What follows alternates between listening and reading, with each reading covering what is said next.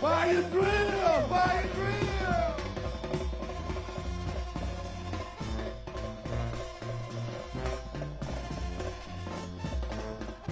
Put your fire drill up! Put your fire drill up!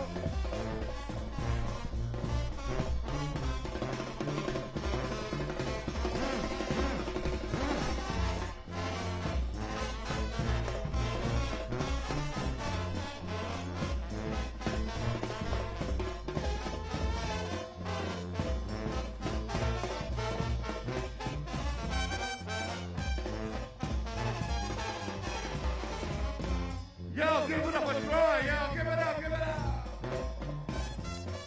Come on, Troy.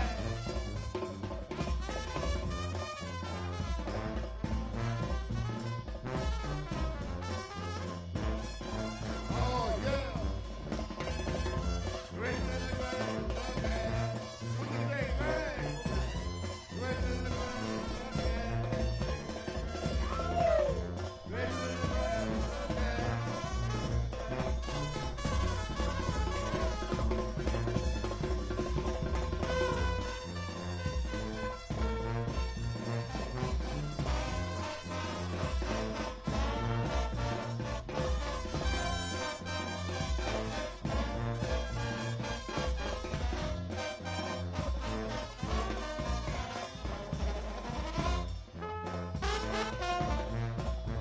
Yo, give it up for Greg on the trailer. Yo, give it up.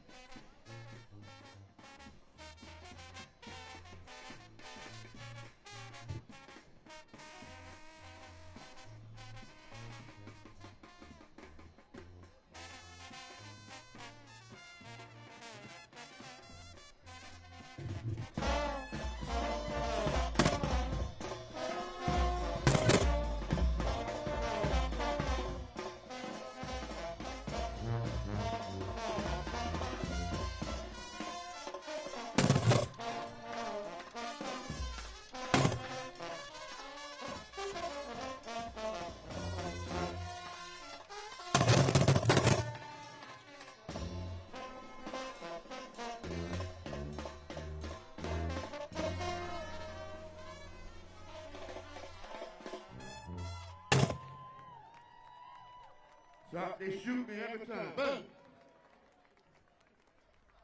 Y'all give it up for the sound man. They working hard. Y'all give it up for the sound man. Yeah.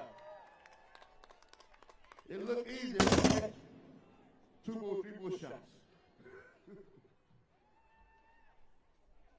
Where the homie? Where the homie when you need him?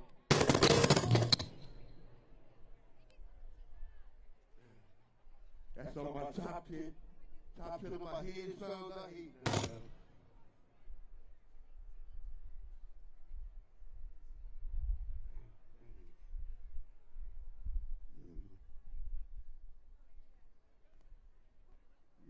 There we go. Today we celebrate Fire Drill Friday, y'all. Y'all ready to rumble? Yeah, but till then we gonna keep it rolling with the New Orleans own Rebirth Grammy winning Rebirth Brass Band, all the way from New Orleans, Louisiana. Once again, I think I said it 3 times, but I'm gonna say it one more time. All the way from New Orleans, Louisiana, Rebirth Brass Band. Y'all give it up, give it up.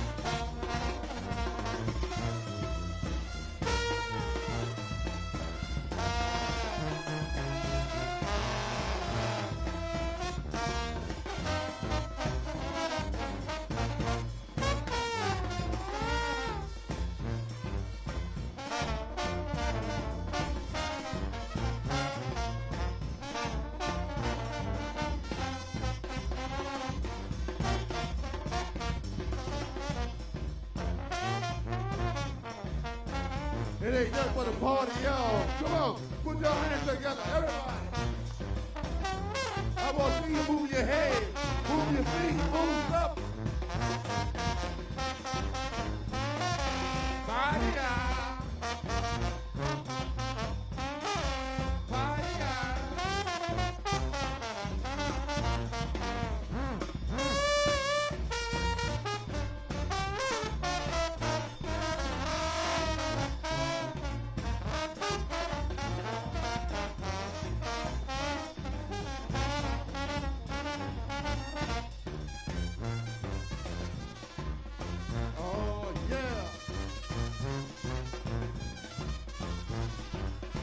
Come on. Come on.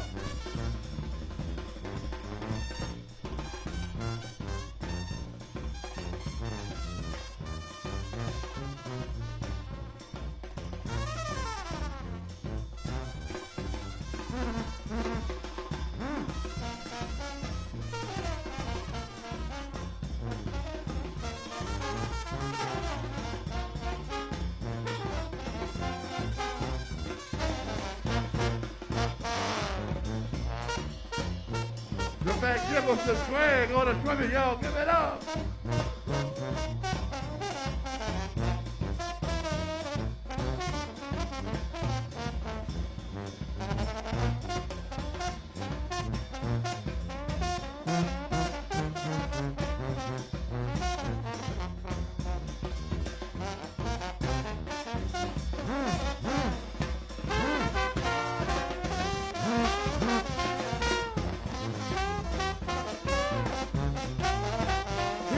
Y'all, here we come. Here she comes, y'all. Here she comes.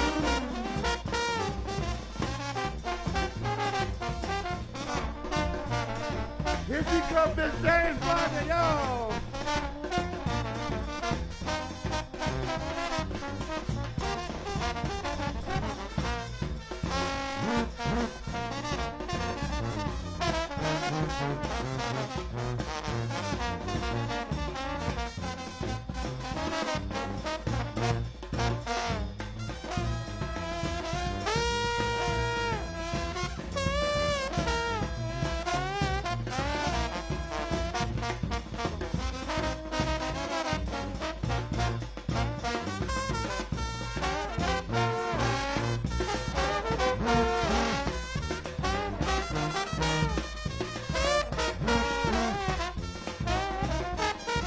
Miss Jane Fonda, y'all!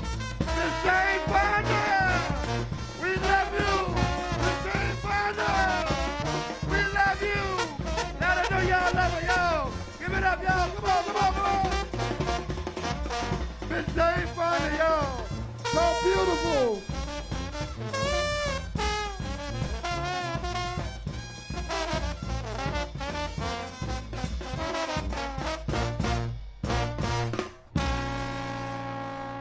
Y'all give it up, so beautiful, Miss Jane Fonda. Give it up one more time, y'all.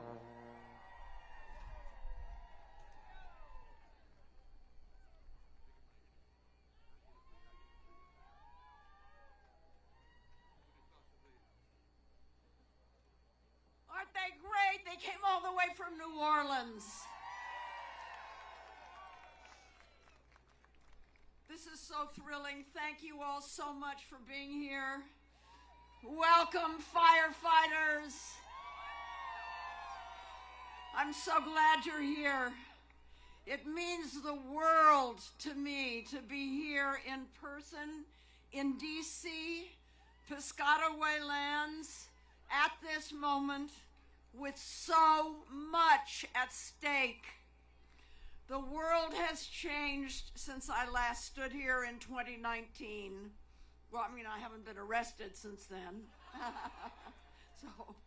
But no, truly, I can't tell you what it means.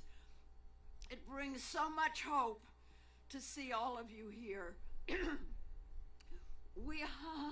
Oh, my friends from the movement, wow, we're coming together on the heels, right, of a momentous election where we organized like hell to block the red wave that all the experts were predicting. Together we defeated the most hell-bent, on destroying our democracy. We defeated them. But organizing does not stop after an election, does it? We must hold the folks we got into office accountable.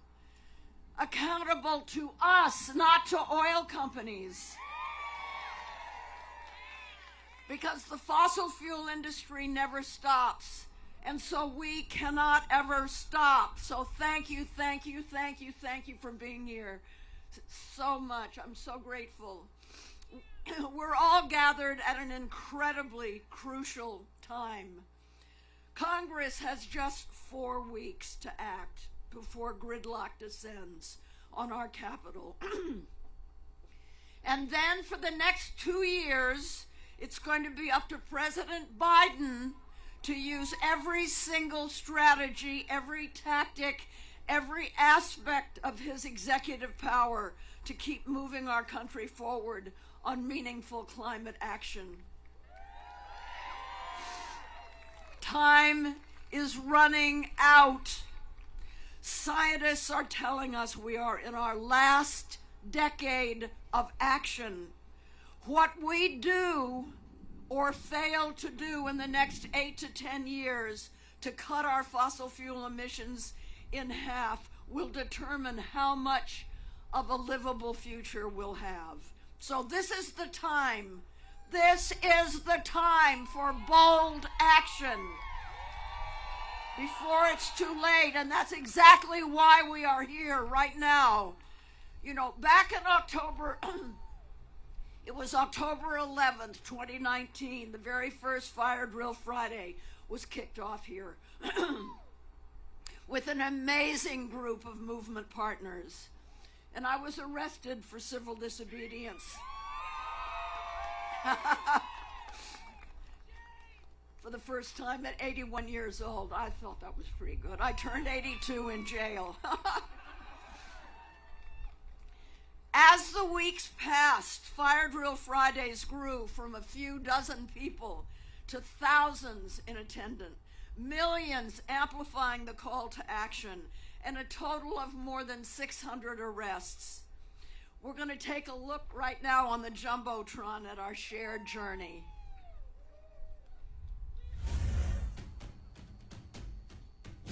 We're going to be here every Friday at 11 o'clock, rain or shine or snow or blizzard, whatever. What do we want? Climate justice! We want it now! Our planet! Our planet! Our planet's on fire! Our planet! Every Friday, we're inviting experts, activists, celebrities, and the people who live in the most impacted frontline communities to speak to us. We hold the power to change the political calculus in America. We have power. We have so much power. This is a collective crisis that requires collective action. Our job as celebrities is to point, and this is what we're pointing at. We're here to honor the people on the ground, the people doing the grassroots work, the people working hard. We're gonna go raise a ruckus.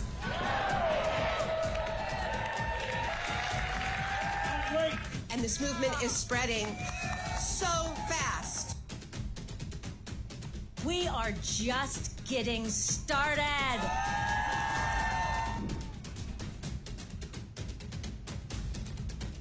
While we have to face what's real, we still mustn't give in to despair. And that's why we need all of us to rise together.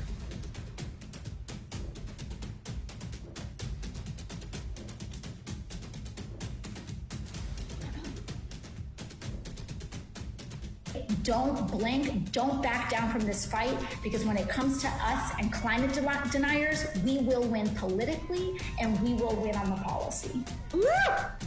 Yes!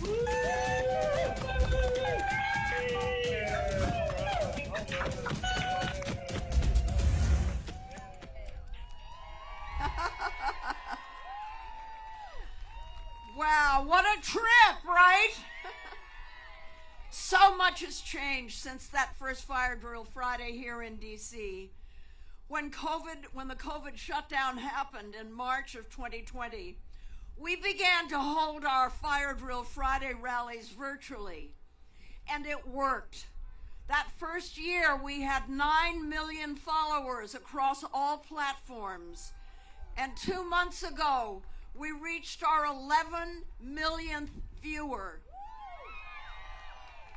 We have taught thousands of firefighters how to lobby, how to call and write elected officials and visit them when they're back home, how to sign up to phone bank and canvass with the campaigns. This was our goal, to move concerned citizens into action, into activism. Because of movement organizing in 2020, young voters, labor voters, climate voters, and disenfranchised voters came out in record numbers to stand up to everything that Donald Trump represents. The hate, the misogyny, the racism, the full reign that he and the GOP gave to the fossil fuel industry. Well, we've had a much better 2 years, right? These last 2 years. But climate scientists warn that it's too slow. The change is happening too slowly.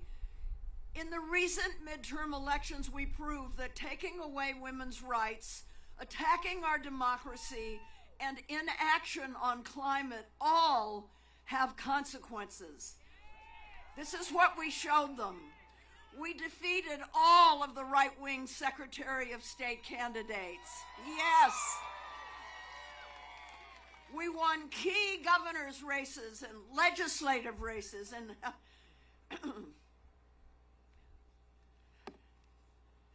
we won so many down-ballot races that are going to have an enormous impact on climate. Now, the Democrats, as you know, held the Senate and are poised to gain a seat if we win on Tuesday in Georgia. And here's the best news, not if, but when we win in Georgia, we will dethrone Senator Manchin and his unilateral veto power. Right? I mean, that alone is worth dancing in the streets for. Don't worry, I'm going to be coming back to Mr. Manchin in a moment. Yeah, we lost the House, but by a tiny margin compared to what we were worried about. The fact that Democrats got so close despite the odds is no small feat.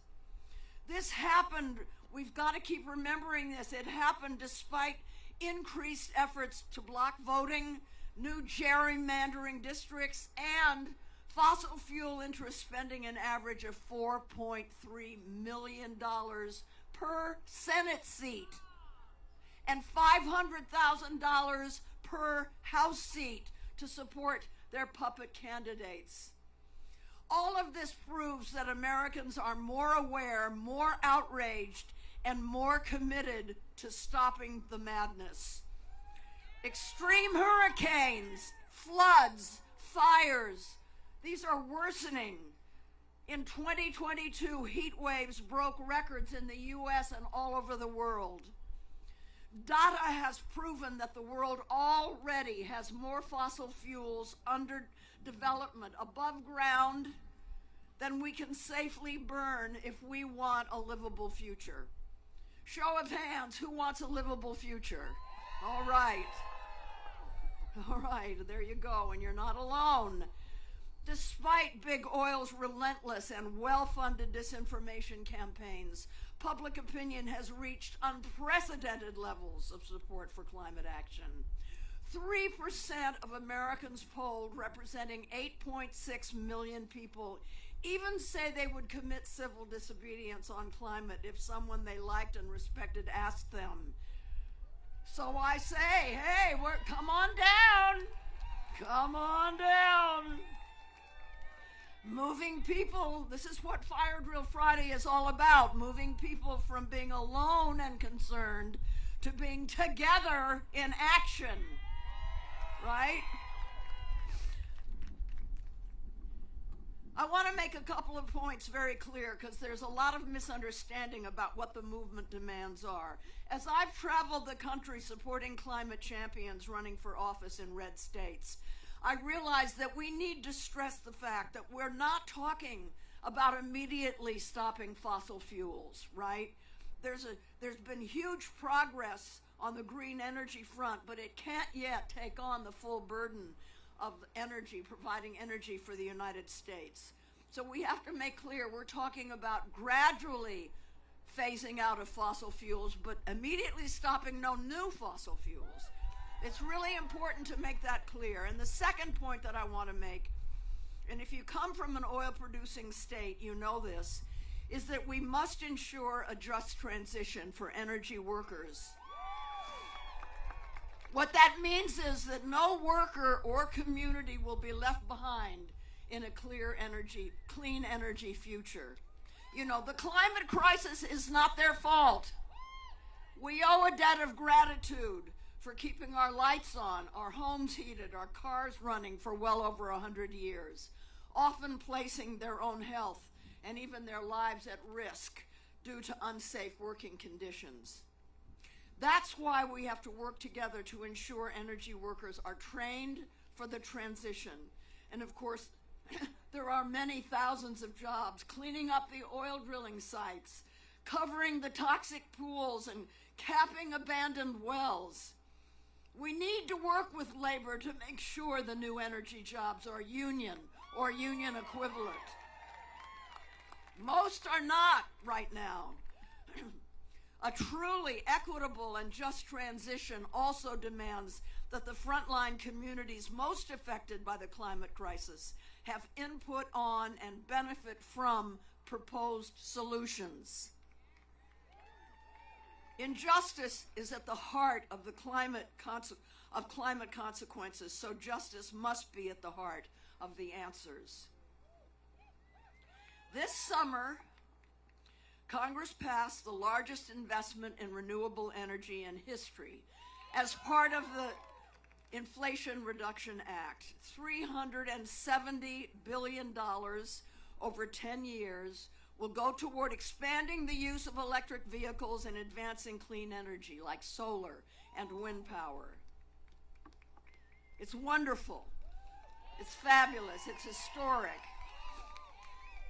But did you know that in that same bill, the powerful fossil fuel lobby placed stipulations that require leasing of our precious public lands for oil and gas drilling? Yeah, that's in the bill too. Like I said, they never stop. And it gets worse. To get Senator Manchin's yes vote on the IRA, Senator Schumer promised Manchin a future shot at both gutting bedrock environmental protections and fast-tracking drilling projects across America. This is what we're calling the dirty deal. Shocker. Oh my word. Senator Manchin is the #1 recipient of fossil fuel campaign contributions of any senator, Republican or Democrat. Well, that explains a lot. So it's no surprise that the leaked draft of the dirty deal had the American Petroleum Institute's watermark on it. Stamp of approval. The dirty deal locks vulnerable communities into decades more pollution, silences public input, and sabotages our climate goals. It's their dream come true. But just a few short months ago, in an historic effort led by environmental justice groups, including many getting arrested, and with the help of many allies in both the House and the Senate, we blocked the dirty deal. Yeah, but as I said, they never give up, and at this very moment, they're trying to sneak the dirty deal into must-pass legislation before the end of the year. Congress must reject the dirty deal once and for all. Yes. And before we close today, I'll tell you how you can help call on Congress to do everything in its power over the next 4 weeks to stop the dirty deal in its tracks forever. Okay, so stay tuned. So, another thing is, it's up to Biden right now, right? I mean, it's all going to be up to him, and we're calling on him today and every day to declare a national climate emergency. The United States remains the single largest producer and exporter of oil in the world. Fossil fuel companies still receive billions in subsidies and tax breaks from the federal and state governments. Upon the declaration of a climate emergency, President Biden can generate millions of good-paying union jobs by increasing domestic manufacturing of renewable energy and electric cars. He can stop issuing drilling permits and cancel leases on public lands. He can reinstate the crude oil export ban, and he can reject liquid natural gas export terminals. If ever there was a time for a president to take advantage of his full power, this is it. Delay is the enemy. We voted in November, and today we are in the streets, and tomorrow we must organize and build our movement bigger and more bold and brave than ever. Our leaders in Washington and our states must hear us every day. Every day. Why? Because the fossil fuel industry never gives up, and neither can we. Yesterday, I lobbied on the Hill against the dirty deal. Every official that I met with, including Speaker Pelosi, said to me, keep rocking the boat, make noise. We need opposition out there. We need you to be loud, get louder. This is very important. We've been given our marching orders from the inside. They need us. We have to be triple, quadruple. We have to keep growing our numbers. And lucky for us, we have the most incredible comrades to fight together with, and some of my favorites are here today. To help me introduce our incredible speakers, I want you to meet Taylor Schilling. Taylor's making a return visit to Fire Drill Friday. She spoke here in the fall of 2019. She is an Emmy, Screen Actors Guild, and Golden Globe nominee. She has recently starred in Hulu's hit miniseries Pam and Tommy. You may also have seen her on the acclaimed series Orange is the New Black, the anthology series Monsterland, or films like Family, The Public, or The Prodigy. Join me in welcoming Taylor Schilling.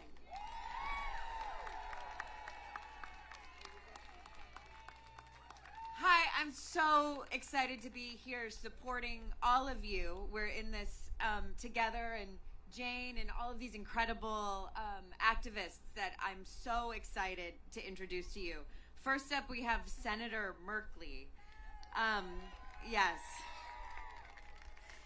Senator Merkley has been one of the Senate's foremost champions for protecting our environment and taking on climate change since 2009.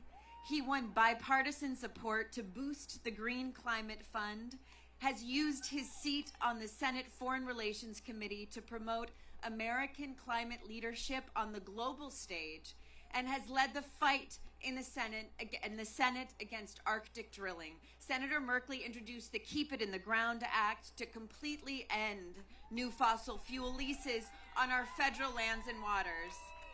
Senator Merkley also recently championed Senate letters urging President Biden to declare a national climate emergency, opposing Manchin's permitting reform bill. And it's my great pleasure to introduce Senator Merkley.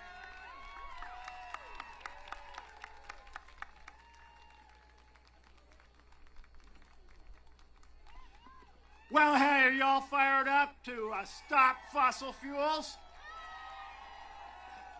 Well, I'm glad to hear it because Oregon, the most beautiful state in the country, sorry. Any Oregonians here? All right there, yes. Well, our state's burning up from fires. Our snowpack in the Cascades is disappearing. Our Pacific Ocean acidification is completely wiping out our kelp beds. Our trout and salmon springs, those streams are warmer and smaller, not good for our salmon, not good for our trout. Every single state has consequences, direct consequences on the ground right now. Are we going to save America and save the planet?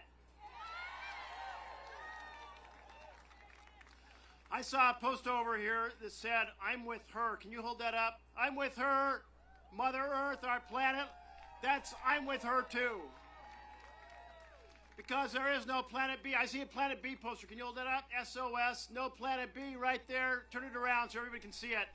That's what we're doing. We are saving our planet, not just for our generation, but all the generations to come. This is the single biggest test humanity has ever faced, and we have to lead the battle to save it. We have to get it done. So I'm glad you're ready. So keep it in the ground. What's that's all about? We cannot develop any more fossil fuel infrastructure. So are we going to keep the coal in the ground? Are we going to keep the oil in the ground?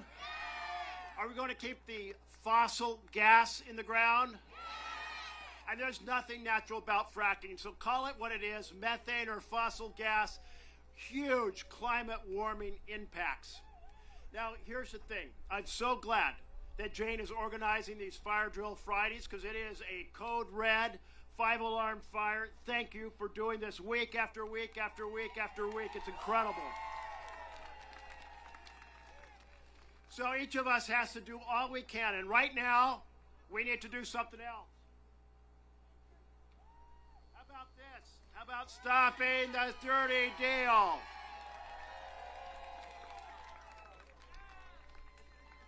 You know what's in that dirty deal?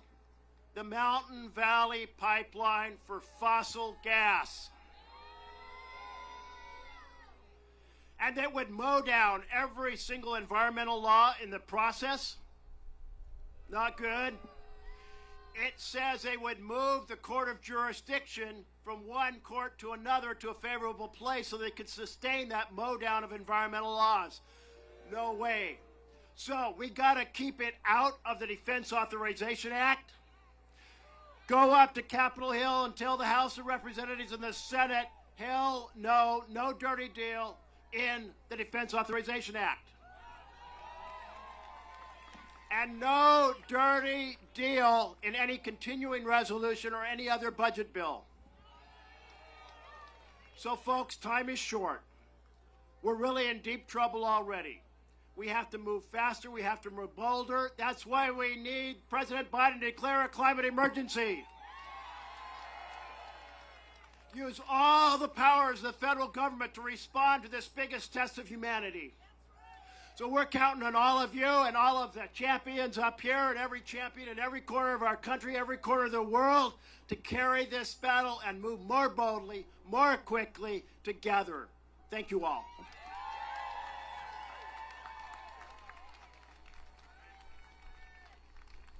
You have no idea what a brave champion Senator Merkley is.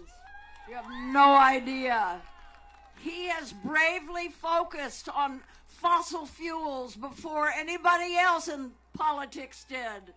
You know, you can talk all you want about wind turbines and solar panels and electric cars, but if you don't talk about fossil fuels, you're trying to bail out a sinking boat without plugging the hole.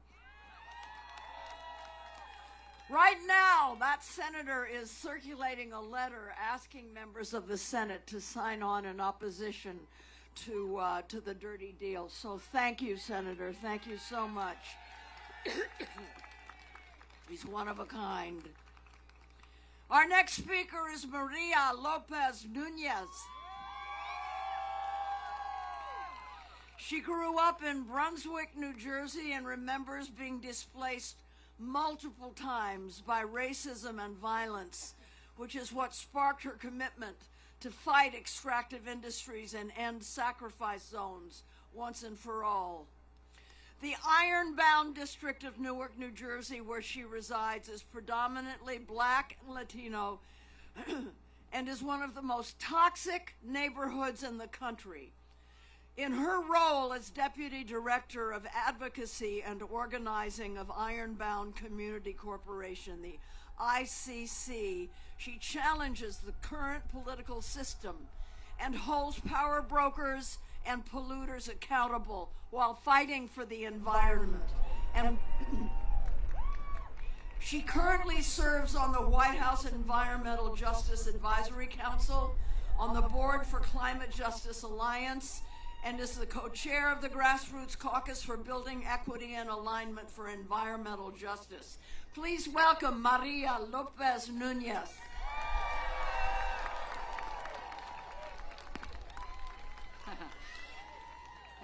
Thank you. I'm Maria Lopez Nunez. I'm with the Climate Justice Alliance, and I belong to the Ironbound Community Corporation. So, to tell you a little bit about my neighborhood is 4 square miles, all right? Just 4 square miles.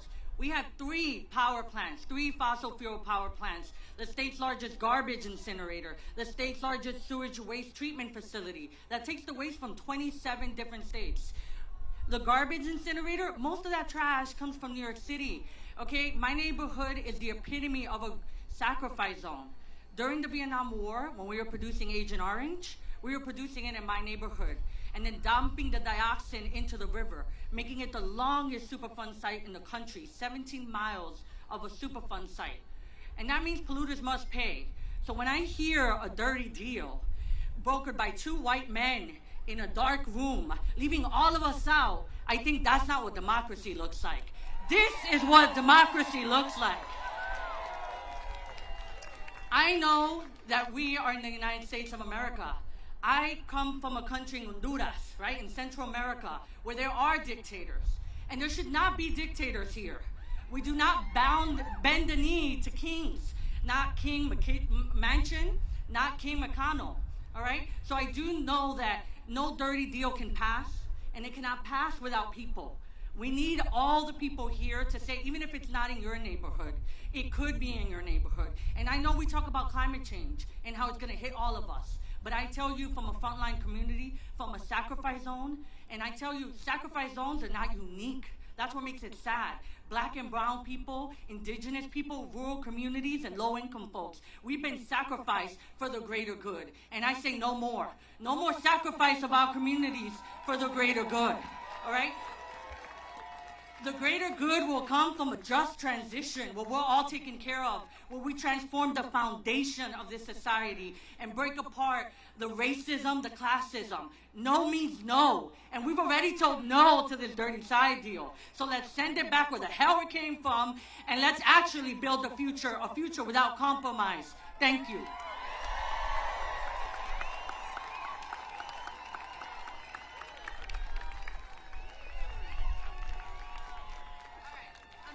Incredible. Thank you, Gladiator. All right. Now, as I introduce Representative Raul Grijalva, our incredible event volunteers will be handing out bells that you're going to be using later in the program. Don't use them quite yet. Wait. We'll ask you to ring the bells in just a bit. Now, I would love to tell you about the incredible Representative Grijalva. He began his career in public service as a community organizer in Tucson. 4 decades later, he continues to be an advocate for those in need and underrepresented voices. He has served in the U.S. House of Representatives for Arizona's 7th Congressional District for 20 years. And in 2018, became chair of the House Natural Resources Committee. He also serves on the Committee on Education and the Workforce and is the chairman emeritus of the Congressional Progressive Caucus, as well as a long-standing member of the Congressional Hispanic Caucus. He authored a letter championing the opposition to Manchin's permitting reform deal and introduced the landmark Environmental Justice for All Act. to fund environmental justice priorities. It's an honor to have him with us. Thank you. Well, first of all, pardon the sound of my voice. Let me first thank Miss Jane Fonda. And her tenacity, the tenacity and commitment of the people allied on this cause, the activists, and all the organizations that brought the issue of climate change to the point that it needed to be one of urgency. And I want to thank her for that.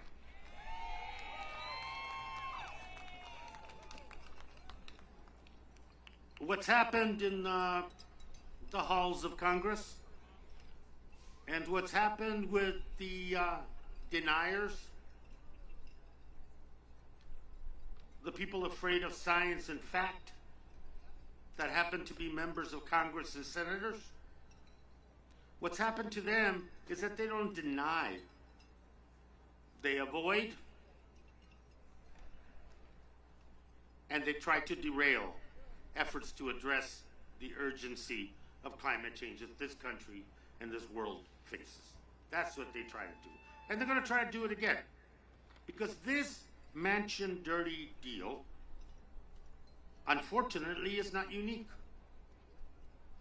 There have been other dirty deals that compromise the future health and well-being of the American people for a profit margin. There have been other deals that have sacrificed the public health communities across this nation because they were dumped on, marginalized, and discriminated against. And we cannot address the issue of climate change if the balance of power is such that gas and oil control the agenda. And what happened in this last midterm is a wake-up call for all of us. A wake-up call that I hope everybody in Congress, and we lost the majority in the House. I won't be chairman of that committee, but my colleagues, the Democrats in that committee, are going to make sure that day in, day out, the fundamental issue facing this nation is climate change, our lack of urgent response, and the need to begin a transition immediately. And I say that, and that's going to be our agenda. And we want, because I am convinced that come 2024, when we stabilize sanity in our democracy, when we begin to return the legitimate power to people, when we begin to do those things and turn this trajectory of history here in this country in 2024, it'll be because the American people that are not here today, the indigenous communities across this country are not here today. The pre-K kids, preschoolers like my grandchild are not here today. And who's not here today are the poor. Who's not here today are those communities on the front line that have been dumped upon and dumped upon and dumped upon. And where are they at? They're here, they're not here, but they're absolutely with us. And you're here lending voice to them. Come 2024, those are the people that are going to take us back to a reality in this country in which the people's voice, their power, and the fundamental issue of climate change is addressed, and the fundamental issue of ethics, of rules, of no back dealing, no side deals, no trades, policy, public policy takes ascendancy one more time. So, thank you, Jane. Thanks to all of you. And, you know, what is being done here on Fridays is not just a testament to you, it is a clear signal that the issue of climate change is the issue upon us, and that it is not going to go away, and that your voice, your perspective, and your urgency is not going to go away either. Thank you very much. Thank you, Chairman. You heard the Chairman. We got to take action. All right, friends, we're going to do something all together now, okay? In a minute, I'm going to ask you to take a moment of silence for everyone on the front lines of this crisis. And after that, I'm going to ask you to get real loud and sound the alarm on the climate emergency. So get your cowbells ready.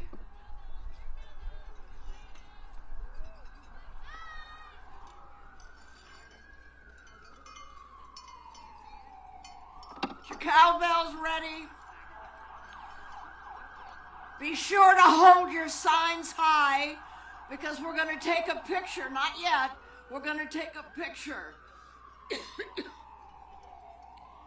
We're going to take a picture, and we want it to be really good. So when you hear me start ringing, that's the sign for you to start yelling and cheering and making as much noise as you can, so that Congress down there and the White House down there, the President, can hear us, okay?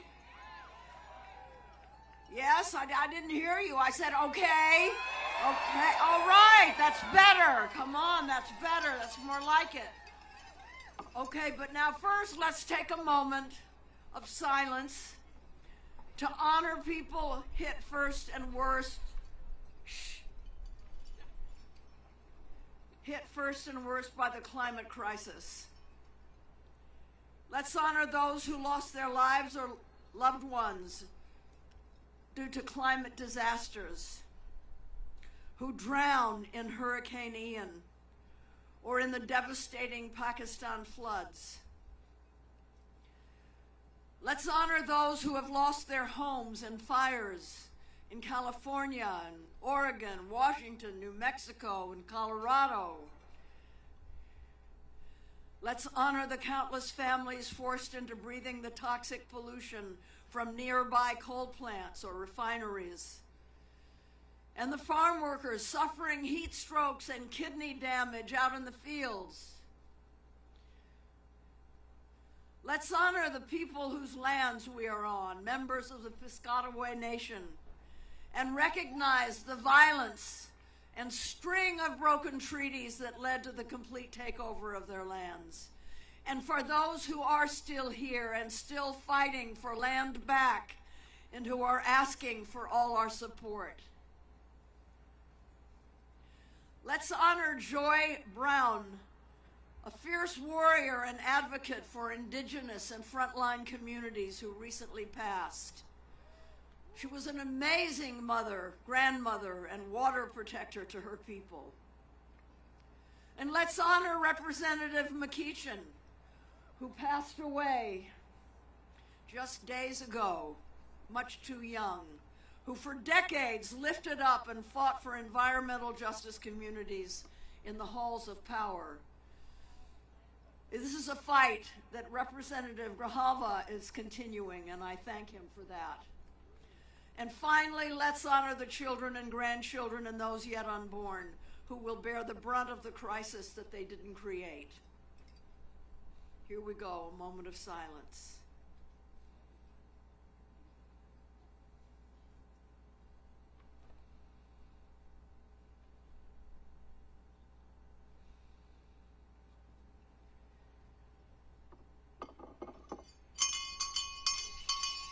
Okay, now, loud.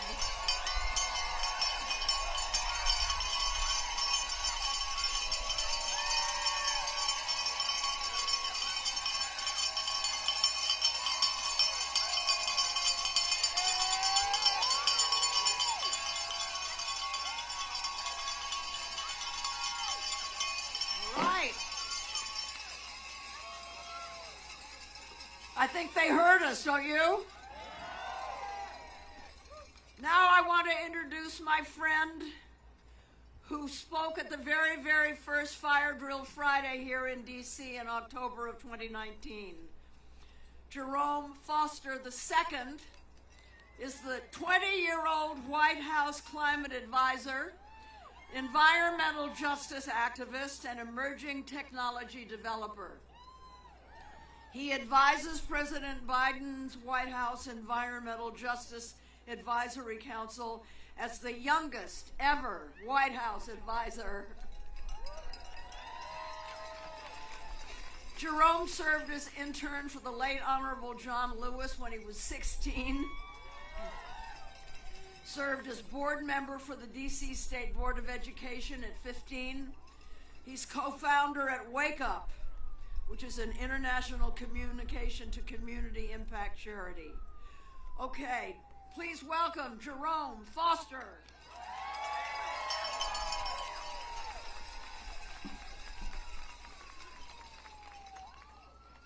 My name is Jerome Foster II.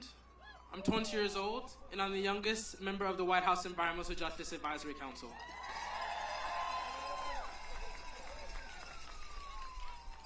Today, my heart is full to be with you all today, and to be with friends, and to be with fellow disruptors who have been organizing for years for environmental justice.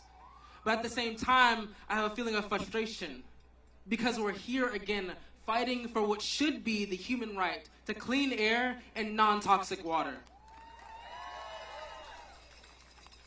But today, I want to talk about the long-lasting impact we will have as a movement by continuing to stand here and to represent those communities facing the pollution burden right now all across this country. Right now, everywhere around the world, young people have risen up. For over 100 weeks, young people have rose in the millions demanding climate justice and demanding that elected officials take real climate action that has equity and justice and actual real loss and damage funds for communities that are dying while they sit there and have champagne and drinks while people are drowning because of their greed and corruption. We say no more. I am here not just representing myself, but my generation, and for thousands of young people that after all of us pass here today, we will be left with the ravages of inaction. We will be left with what we do and do not do in this decade. This is a time for us to sacrifice everything and for us to stand and actually introduce policies that are substantive, that are timely, that are actionable, that are equitable, and are actually seen in communities like Miriam Lopez Nunez, who are from the White House Environmental Justice Advisory Council where I serve on.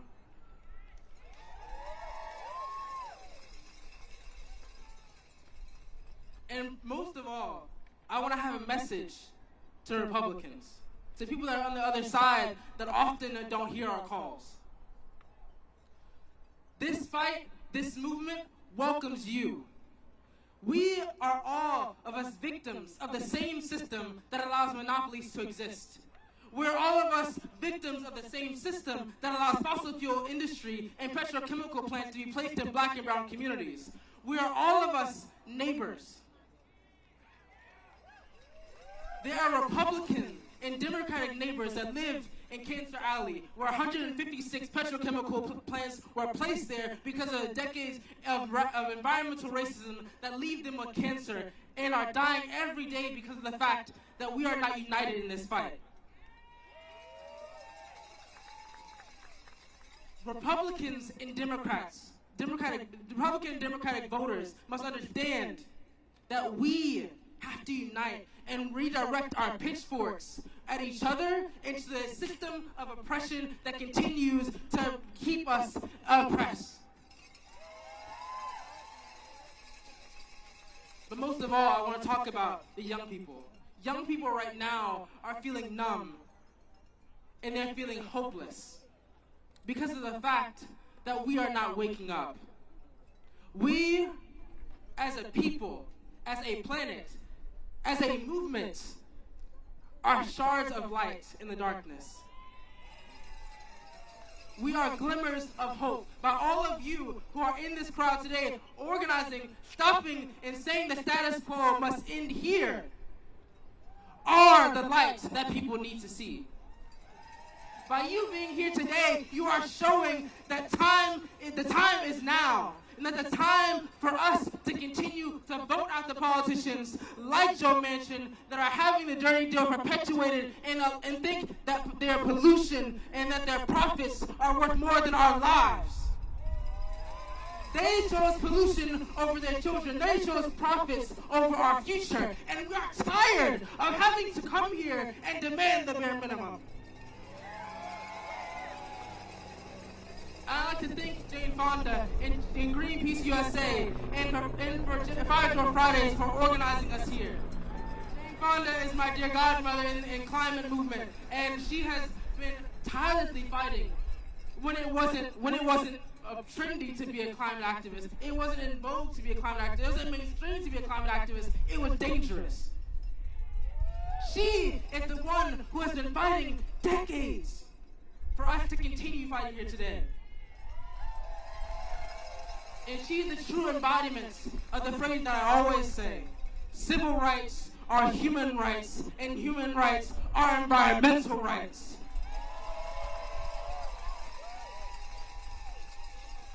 And to all the young people that are watching this and are feeling hopeless, join us. Join us. And come outside and start climate striking. Start coming to Fire Drill Fridays. Tune in. Join in and lean into this movement so we don't have to sit here in 2070 fighting for clean air and non-toxic water. And I have a chant. Act with urgency. This is a climate emergency. Act with urgency. Act with urgency. Act with urgency. Thank you.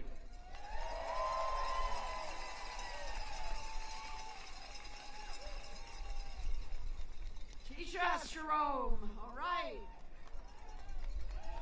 Hey, listen, do you know the main reason that Americans, they admit, the Americans admit that they're concerned about climate, but they haven't taken action? You know why?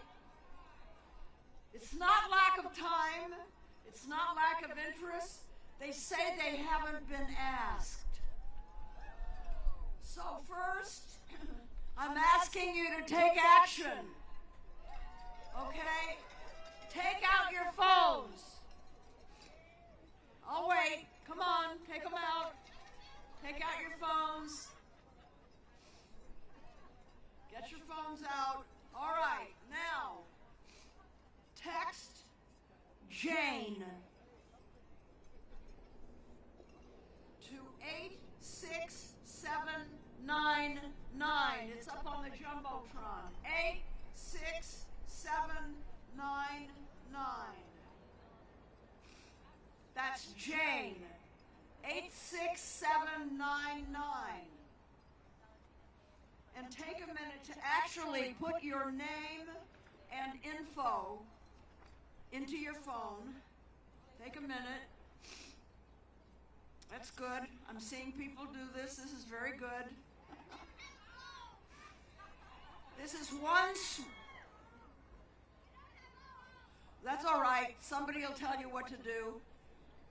Somebody with you, I know, will be able to, okay, one small action that we can take together to show a groundswell of opposition, like the elected officials told me we have to do tomorrow. Once you join this list, okay, have you done it? Once you join this list, you're going to get connected to important, timely actions. Right after the rally, you'll also get a text inviting you to sign up to join the Greenpeace volunteer community to get more deeply involved in the fight. And then on Tuesday, right when the White House lines open, we'll send you the next action to make a call to the White House to urge President Biden to declare a climate emergency. People talking to people is how we're going to make change. You know, sometimes it's uncomfortable. You don't always know who's going to say yes, but you won't know till you ask, right? So thank you all for taking action together here today now.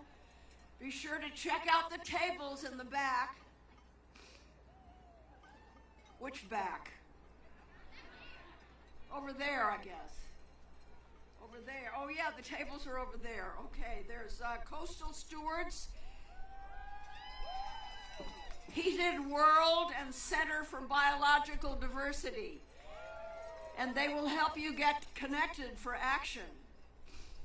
Now, we've heard from some incredible speakers today who are on the leading edge of this change. And I'm so grateful to each and every one of them, and for each and every one of you who are here today for carrying out this work, carrying it forward in your lives. I'm so grateful. We know that people power wins, but we have to build it from the ground up, from the front lines, where the worst damage is happening. And that's why, in 2023, Fire Drill Fridays is headed to the front lines of the climate crisis, starting with the Gulf and then on to California. Maybe some of you will be with me. We want to shine a spotlight on forgotten places, uplift the incredible leaders, stand shoulder to shoulder in the fight against big oil, and bring those stories back to the halls of power to demand action. And as you're going to hear from our next speaker, the Gulf is the cross-section of everything that we've talked about. It represents the heart of oil country with massive fossil fuel infrastructure, mostly for export. It's on the front lines of environmental justice and racism, with low income and communities of color plagued by pollution, respiratory disease, and cancer. It's on the front lines of extreme weather, fierce hurricanes, flooding, and heat waves. And infuriatingly, the Biden administration just green-lighted yet another crude oil export terminal in the Gulf.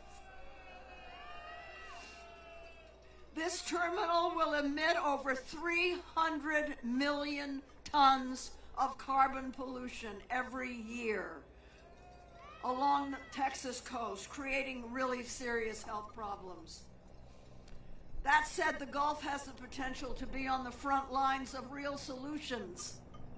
Fire Drill Friday is going to communicate communities on the Gulf that have been written off as sacrifice zones. Because to make the kind of change we need and to build the kind of movement we need, we cannot condone sacrifice zones. If big oil wins in the Gulf, we all lose. But if we can make headway to forge a new path to clean air, clean water, justice, and good-paying, clean energy jobs in the heart of oil country, man, we can do it anywhere. So stay tuned. You can always go to firedrillfridays.com/take action to find out what we're doing and where we are. And also tune into our virtual Fire Drill Fridays the first Friday of every month at 11 a.m. Pacific, 2 p.m. Eastern. And now,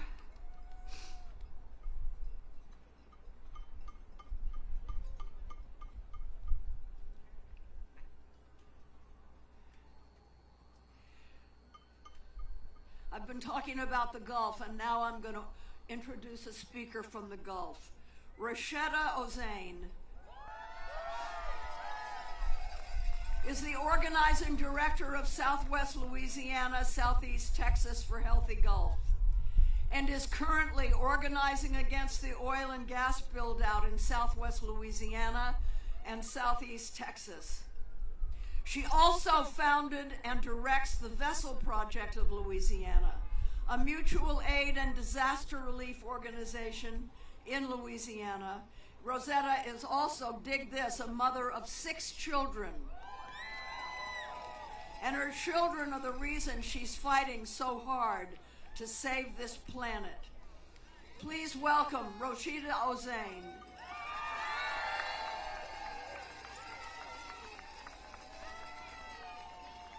Hey, y'all. You know, I always come to the podium as me, as Rashida, as a black woman from the South who is a mom of 6. That's who I am. That's who I represent. I also represent every community that looks like me. Black, brown, indigenous, people of color communities, environmental justice communities, climate injustice communities, social injustice communities. Those are all the communities that I stand here and represent. Those are also the communities that for decades have been overburdened by the fossil fuel extractive industries. I'm a mom, and what we need in this fight is moms. We need moms. Moms know what to do. That's why I'm also an organizer for Moms Clean Air Force. Moms know how to get the job done. We figure out solutions when there aren't any solutions. We have conversations at the dinner table with our children, and our children go out into the world and they carry those solutions into the world. When I was sitting here, I was a little bit intimidated by the crowd and by the speakers before me, but I looked out and I saw this young person right here. And I heard these 2 girls here, and they kept screaming, "I don't have a phone, I don't have a phone." And it immediately made me think of my children who I left hundreds of miles away in Southwest Louisiana, who are at school right now. I left them home to come here because this is how important it is for me to be here to fight. My children and I, we lost our home to Hurricanes Laura and Hurricane Delta, and we were homeless. I never in my 38 years imagined being homeless. For me, it was the scariest thing, not even because I didn't have a roof over my head, but the one job that I'm responsible for doing every day, which is protecting my children, I really didn't have a real clear way of knowing how I was going to protect them. And so when we were in my van and I didn't know where we were gonna go, I was so afraid for my children. And as I tried to find help for my kids, I realized I wasn't the only mom who was out there in that same position. So many people in Southwest Louisiana had lost their home. It was so many newly homeless people, folks who were okay the day before who were now homeless, didn't know where they were going to sleep, sleeping in their cars, sleeping in travel trailers, sleeping in tents under the bridge. And our mayor and other officials were acting like it was okay. They had money to go to hotels. They had money to evacuate. They did not think about the poor, low-income folks who could not leave, who didn't have resources. So I went to the streets and I started finding those folks, and we figured it out together.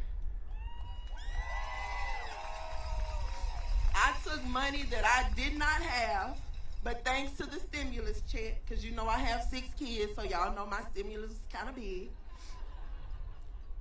I took that stimulus money and I started paying for hotels for people. The word spread and it started like it started to snowball, and people started donating money and cash apping money. And we ended up putting over 300 people in hotels. That's what people power does. That's what we can do when we work together. That's what happens when you get rid of the bureaucratic bullcrap. That's what happens when you get rid of the red tape. We don't need the powers that be to save us. They don't give a care about us. I want to say something else, but I'm going to be politically correct. But they don't care about us at all. So we don't need them. We can do this together.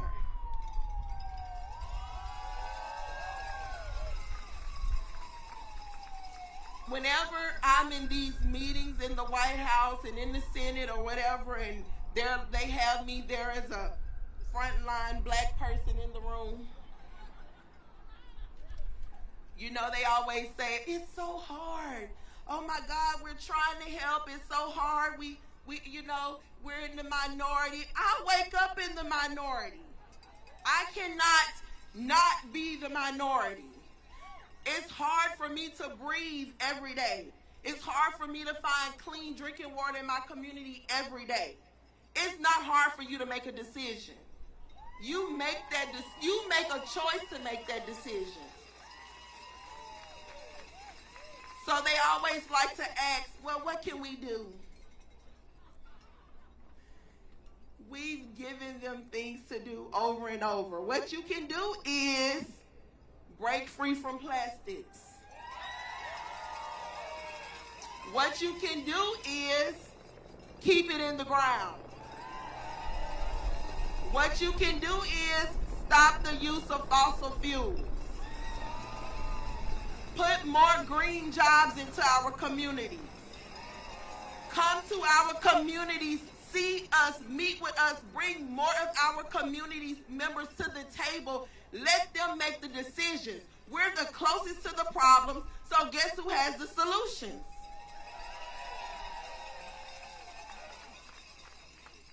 And finally, what else you can do is find the frontline folks in these communities, support them, pay them,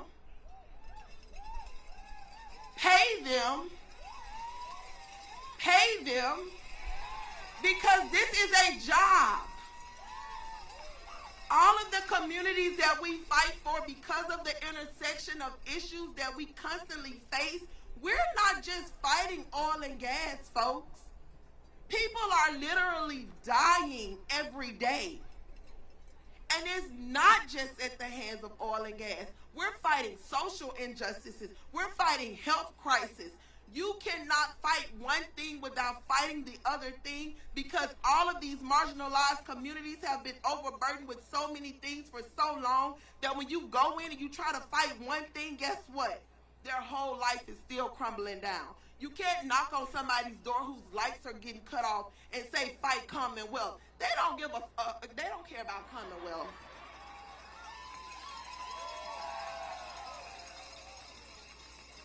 So I invite all of you to come to Louisiana. New Orleans is a city. It's not the state. So when you come, don't just stop in New Orleans. Come to Southwest Louisiana. We will cook you a big pot of gumbo. We'll get you some crawfish. We'll get you some crabs. And then I'll take you on a toxic tour. I'll take you to my home, and you can see where Driftwood LNG is being built, where Commonwealth LNG is being built. You can see where Firestone facility that's been fined several times, but they continue to pollute because those are pennies to them. You can see Indorama, Westlake Chemical, Sasol, who just had an explosion a month ago. Westlake Chemical had an explosion the beginning of this year and last year. Several people were hurt each time. You can see all of these facilities from my backyard where my 6 children are, where they play every day. So yes, I'm gonna feed you.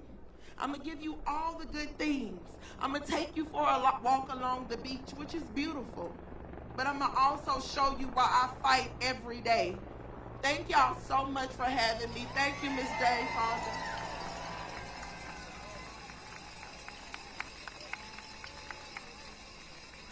Thank you, Rashida. Greenpeace and Fire Drill Friday is going to take you up on that invitation, both on the gumbo and on witnessing the pollution and the dangers that you live with every day. We'll be there. We'll be there. Again, I'm looking out at all of you. Thank you. Some of you that I haven't seen since the fall of 2019. Thank you for being back. I'm so grateful to all of you for being here. Now let's welcome back on stage our incredible Grammy Award-winning brass band all the way from New Orleans, Louisiana. They know what we're talking about. They live right in the heart of it. And don't forget to check out the tables in the back, meet some new friends, and dance like Mansion Can't Rain on our parade. See you next time. Thank you. Thank you.